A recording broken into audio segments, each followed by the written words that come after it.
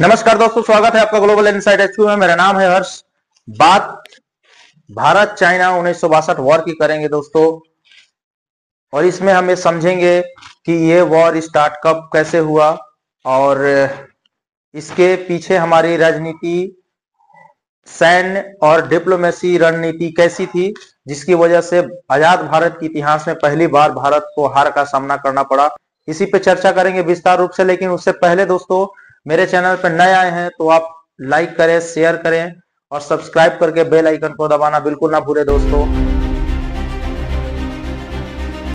1 अक्टूबर 1949 को चाइना और 15 अगस्त 1947 को भारत को आजादी मिली।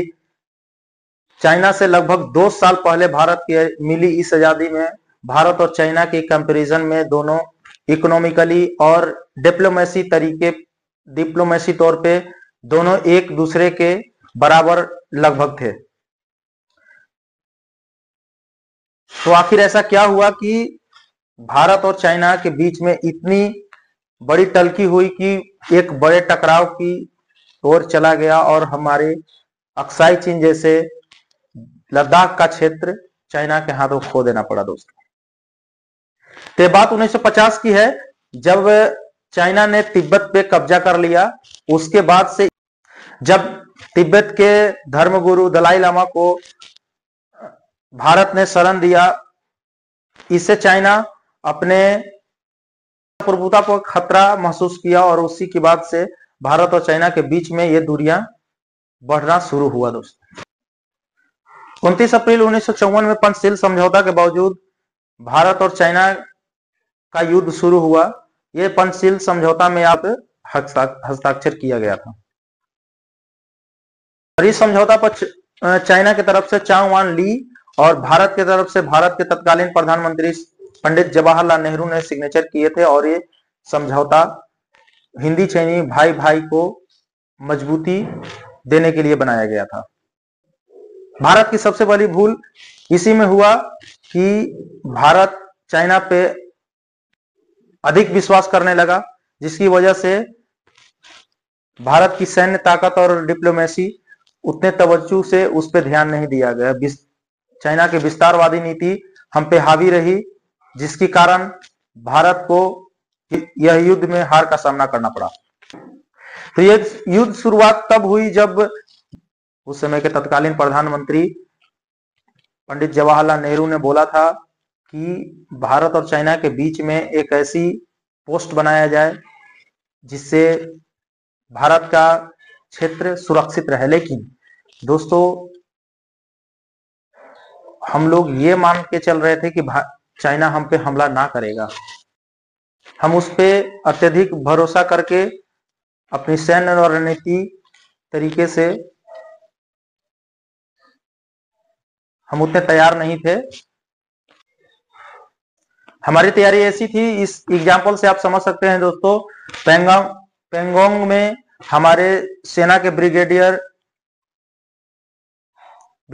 थापा ने 28 सैन्य बल के साथ तैनात थे और उनपे 300 चीनी सैनिक ने हमला कर दिया। अब इसी पे आप समझ सकते थे कि हमारी सैन्य तैयारी उतनी नहीं थी जितनी चाइना के पास था। चाइना फुल मोड में था कि भारत पे आक्रमण करेंगे, लेकिन दोस्तों हमारा कोई तैयारी नहीं थी उससे युद्ध करने का।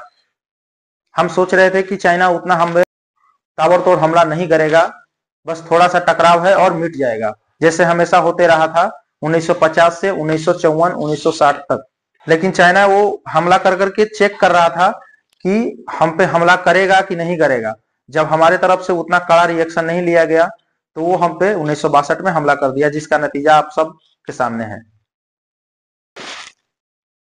और 20 अक्टूबर 1962 से 21 नवंबर 1962 तक चली तकरीबन 1 महीने की इस लड़ाई में भारत को करारी हार का सामना करना पड़ा, जिससे अक्साई चीन अपने हाथ से खो दिया।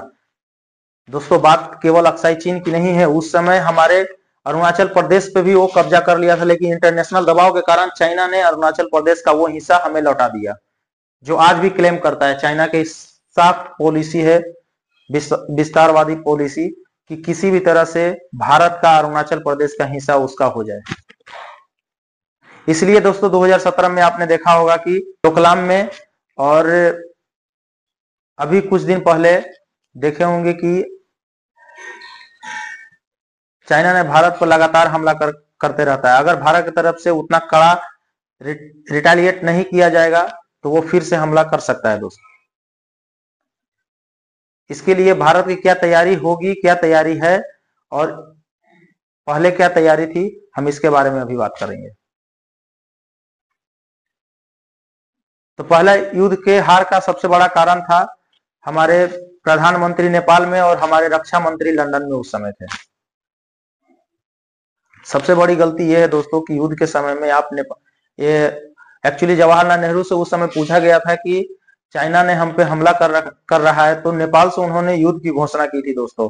उन्होंने बोला कि हमने अपने फोर्स को, चाइनीज फोर्स को पीछे धकेलने के लिए ऑर्डर दे रखा है। एक प्रधानमंत्री नेपाल से युद्ध का घोषणा करे, अब आप समझ सकते हैं कि हमारी तैयारी कैसी थी। दूसरी तरफ हमारे रक्षा मंत्री भारत में नहीं थे। तीसरी गलती, जवाहरलाल नेहरू के कुछ रिलेटिव ही फोर्स में थे जो डायरेक्ट रिपोर्ट अपने सीनियर को ना कर करके डायरेक्ट प्रधानमंत्री को करते थे।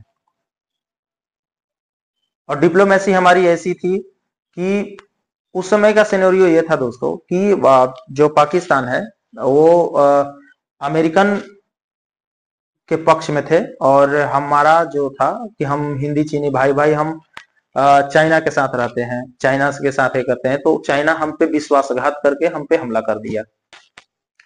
दूसरी सबसे गलती, हमारे पंचशील समझौता पे हम अत्यधिक विश्वास करने लगे कि हमारे साथ चाइना ऐसा बिल्कुल नहीं करेगा। जो पंचशील समझौता हमारे और चाइना के बीच में हुआ था वो आपके डिस्प्ले पे दिखा रहा होगा दोस्तों। सबसे कमी दोस्तों ये है कि हम तिब्बत को उस समय अपना लिए थे कि तिब्बत चाइना का हिस्सा है, मान चुके थे, तो चाइना को ज्यादा ये चीज का प्रॉब्लम।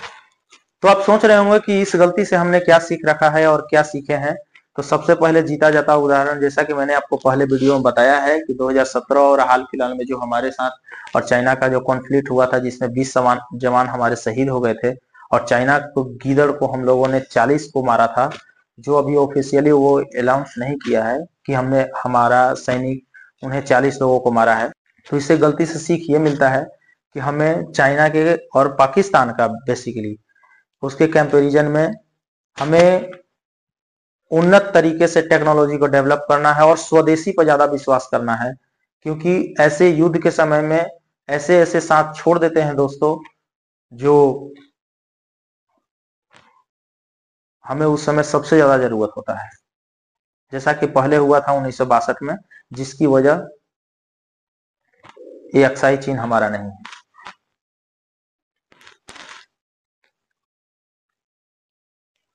तो भारत की क्या तैयारी है इसके बारे में हम आपको नेक्स्ट वीडियो में बताएंगे, और युद्ध के लिए भारत कितना तैयार है ये भी हम आपको उस वीडियो में बताएंगे।